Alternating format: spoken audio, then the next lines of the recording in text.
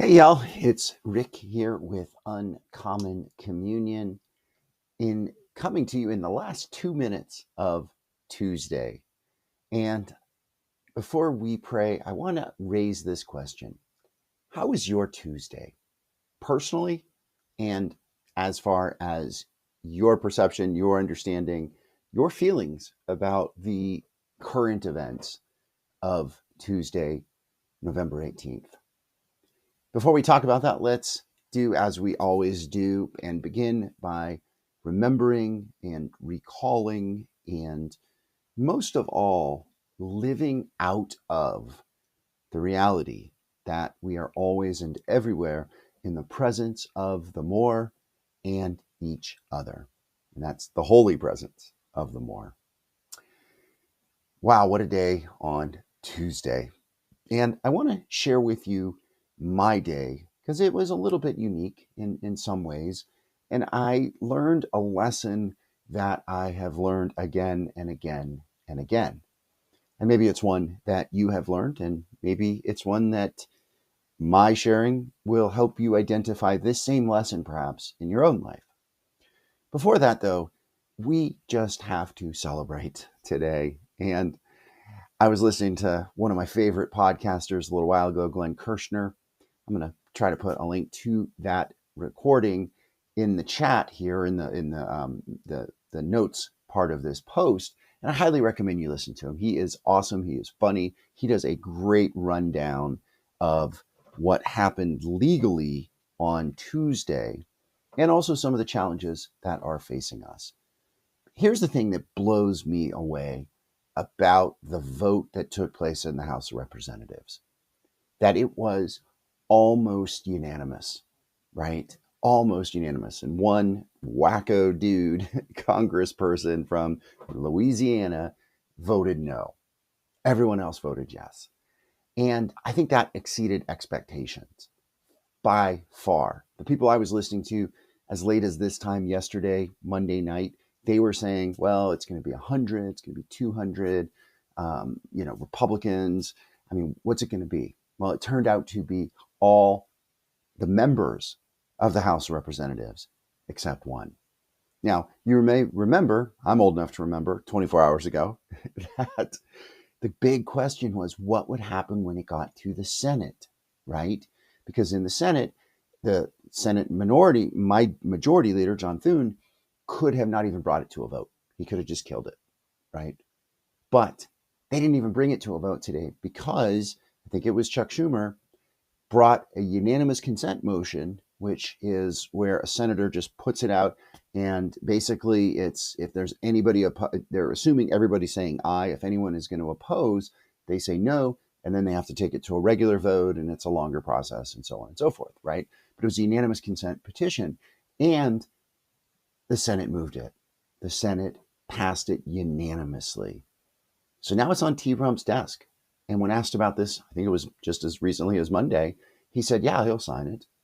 Now, y'all, you are probably hearing about the huge, huge trap that he placed down by saying over the weekend, saying, yes, MAGA Republicans, vote for this, and I will sign it, and we will release whatever legally is available, right? And that's the big hook right there, because in declaring the that his Justice Department, it's not his, y'all, it's ours.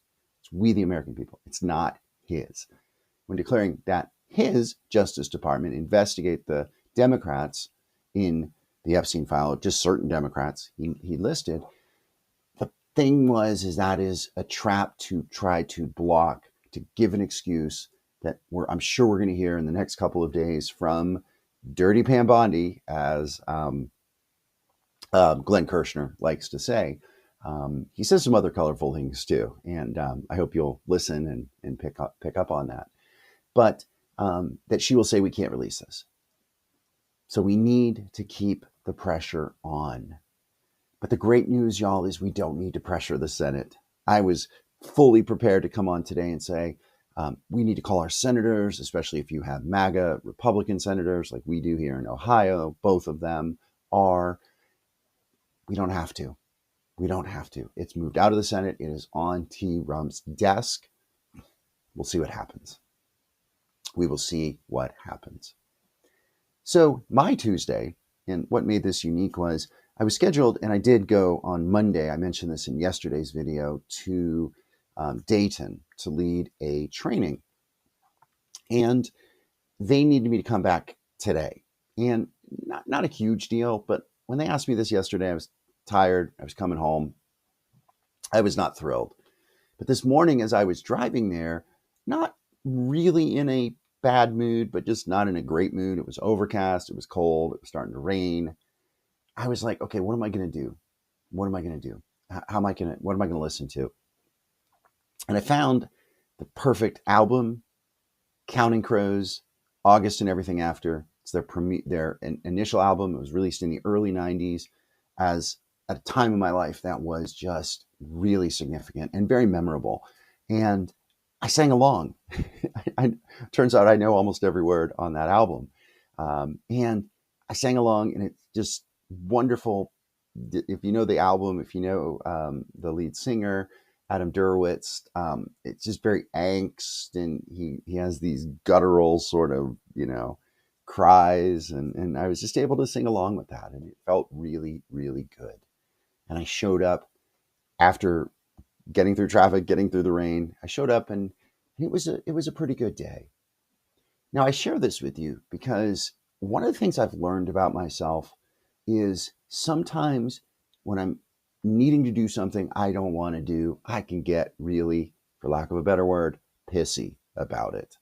I don't get cranky that often in general, but there are times when I can get very cranky about, why do I have to do this? Why do I have to go there? Why do I have to show up at whatever, right? But what I have found over time and again, is that when I push through that, when I try to quiet all of that noise, and I just show up and I attend and I am present, more often than not, amazing things can happen, right? And maybe somebody says something, maybe I experience something, maybe there's just something about it that is like, wow. It makes me look back and say, why was I dreading this? Why was I, all this blah, blah, blah about it, right? Because here's what I gained, right? So having learned that, I have to say today, I really wasn't that cranky. I didn't really want to do it, but I wasn't in all this, noise. And I think it's in part because I think I've grown in this area. I think I've certainly learned from my experiences. And it also wasn't transformative. It wasn't amazing today. There was nothing, it was a good day. And I think, I appreciated doing the training, but there wasn't one moment, right? There wasn't somebody saying something or just that one moment.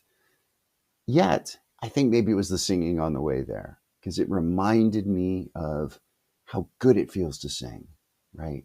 How good it feels to sometimes yell and scream and find those songs where there's yelling and screaming, right? As part of it. And I was just really grateful and really reminded of that today. So it was a good day for me personally, for our nation. I think we are seeing the end of this, not necessarily the authoritarian push or the authoritarian movement, but I think we're seeing the end of Donald Trump, y'all. It was always unsustainable. It was always going to end in a mess. And he's got a mess on his hands. How much more mess he makes as he goes down, and when he goes down, we're still going to see. But you know what did this, y'all? Just this might be my last thought. By me pushing through and just showing up, I am allowing things to happen. I am making things happen, right? And what made this happen today is many people showing up and being resilient and being present with a sense of resolve and purpose, right? Certainly the survivors, and just seeing them and continuing to see them standing on Capitol Hill and speaking out. The 4 Republicans that put their names on the petition to get us here, God bless him. Really, God bless him. Because especially, it sounds like Lauren Boebert, who's kind of a wild character, but she was just really, really hassled and harassed and probably threatened with all kinds of stuff. And she persevered.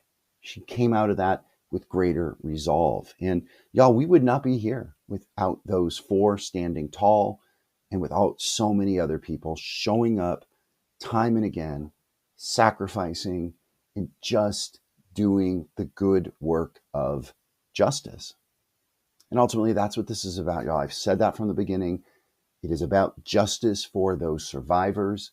It is about justice for anyone who has been hurt by those predators.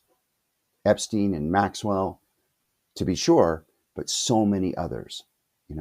T-Rump is all over this. We don't have the pictures or the videos yet, but it sure sounds like a guilty man who is unraveling. The things he said just on Monday were pretty bizarre and wild and, unhinged, right, y'all?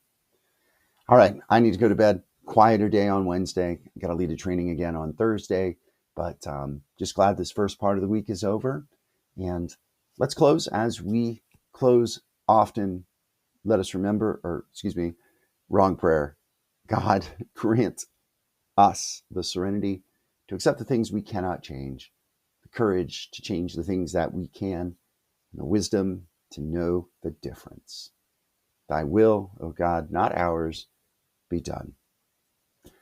All right, y'all. I do plan to write again. I know it's been a streak of recordings. I'm looking to retool the writing to do some different things as we approach Advent and then certainly during Advent. So I'm kind of taking this time to kind of retool, rethink, and to come back with, I think, more original writing and also hopefully just more contact with you all.